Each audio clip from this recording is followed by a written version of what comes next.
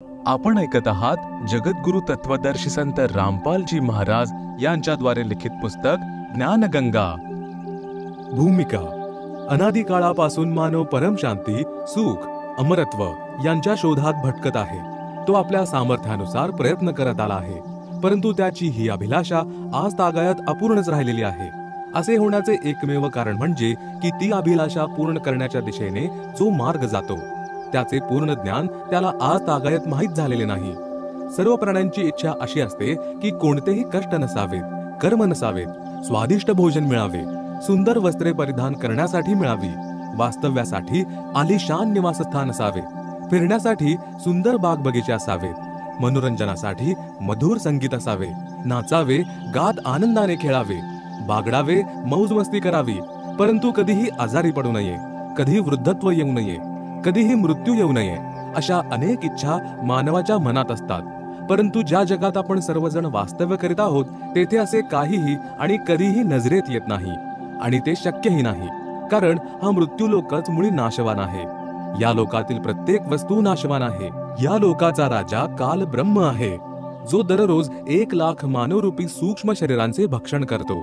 त्याने सर्व प्राण्यांना कर्म, भ्रम आणि पाप पुण्यरूपी जाळ्यामध्ये अडकवून तिन्ही लोकांच्या पिंजऱ्यांमध्ये कैद करून ठेवले आहे।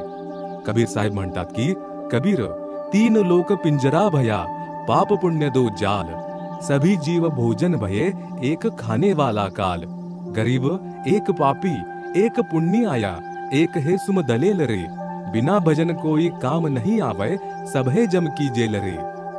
कर्म भ्रम कर्म म्हणजे सिद्धांत, जसे कराल तसे प्राप्त कराल वा भराल। भ्रम म्हणजे संशययुक्त ज्ञान, जे वेद तसेच गीतेमध्ये काल ब्रह्मने प्रदान केले आहे। उदाहरणार्थ, फॉर एक्झाम्पल, गीता अध्याय 15 श्लोक 1 ते 4 मध्ये, तसेच अध्याय 4 श्लोक 31, 32, 34, अध्याय 7 श्लोक 18 मध्ये गीता ज्ञानदाता ब्रह्मने म्हटले आहे की हा संसार रूपी वृक्ष आहे, याचे मूळ म्हणजेच रूट्स वरती आहे, तसेच 3 गुण रूपी फांद्या खाली आहेत। जो या संसार रूपी वृक्षाविषयी संपूर्ण माहिती देईल तो पूर्ण संत म्हणजे तत्वदर्शी संत आहे। जसे खोड कोणता प्रभू आहे, फांदी कोण, तसेच 3 डहाळ्या कोणते प्रभू आहेत। येथे विचार काळात म्हणजे जे गीता ज्ञानामध्ये तुला सांगत आहे की मला या संसाराच्या रचनेचे ज्ञान नाही, कारण मला याच्या सुरुवातीपासूनचे म्हणजे प्रारंभ तसेच शेवटचं म्हणजेच अंतिम टोकाचं ज्ञान नाही। यासाठी कुणा तत्वदर्शी संताचा शोध घे। त्या तत्वदर्शी संतांच्या सांगितलेल्या भक्ती मार्गानुसार म्हणजे वे ऑफ वर्शिप साधना करून त्या परमपदाचा आणि परमेश्वराचा शोध केला पाहिजे, जिथे गेल्यानंतर साधक पुन्हा या संसारात माघारी येत नाही, अर्थात पूर्ण मोक्ष प्राप्त करतो। ज्या पूर्ण परमात्मापासून या संसार रूपी वृक्षाचा विस्तार झाला आहे, अर्थात ज्या परमेश्वराने या सृष्टीची रचना केली आहे त्याची पूजा केली पाहिजे। मी म्हणजे गीता ज्ञानदाता देखील त्याच परमेश्वराच्या शरण मध्ये आहे। गीता अध्याय 3 श्लोक 31-32 मध्ये म्हटले आहे की गीतेमध्ये जे ज्ञान दिले आहे ते माझे मत म्हणजे विचार आहे। भलेही हे पूर्ण नाही तरी देखील अन्य साधना ज्या शास्त्र विधी रहित आहे त्यांच्यापेक्षा श्रेष्ठ आहे।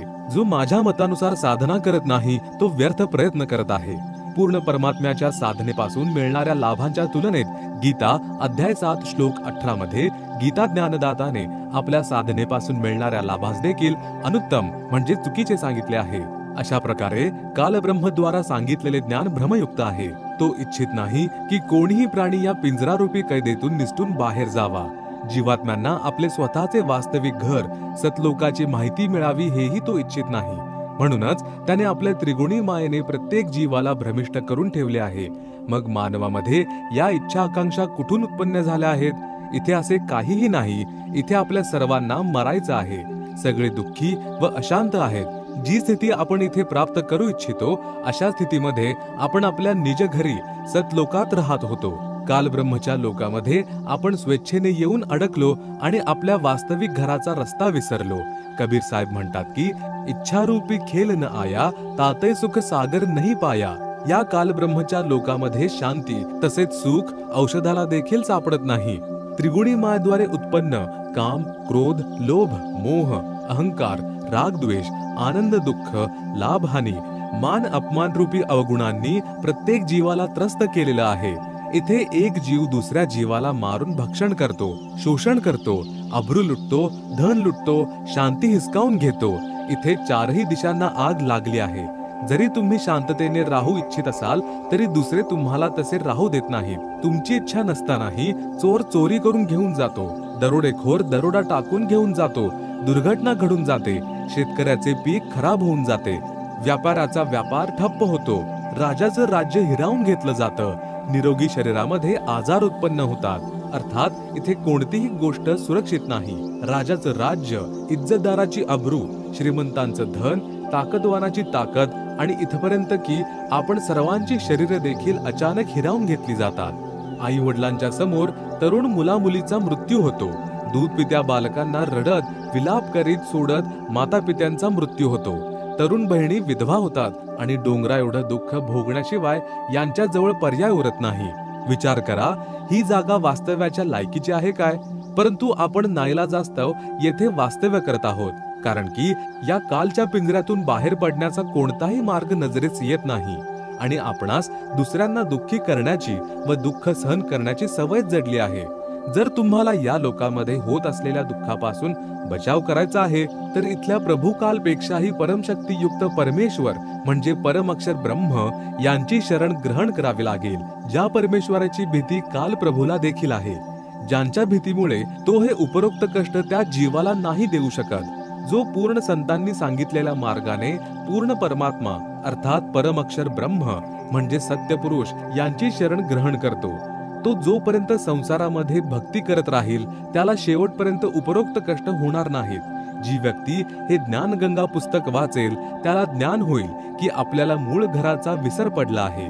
ती परम शांती व सुख इथे नसून वास्तविक घरी सतलोकामध्ये आहे, जिथे ना जन्म आहे ना मृत्यू आहे, ना म्हातारपण ना दुःख, ना कोणता भांडणतंटा आहे, ना कोणता आजार आहे, ना पैशांची काही देवाणघेवाण आहे, ना मनोरंजनाचं काही साधन विकत घ्यायचं आहे.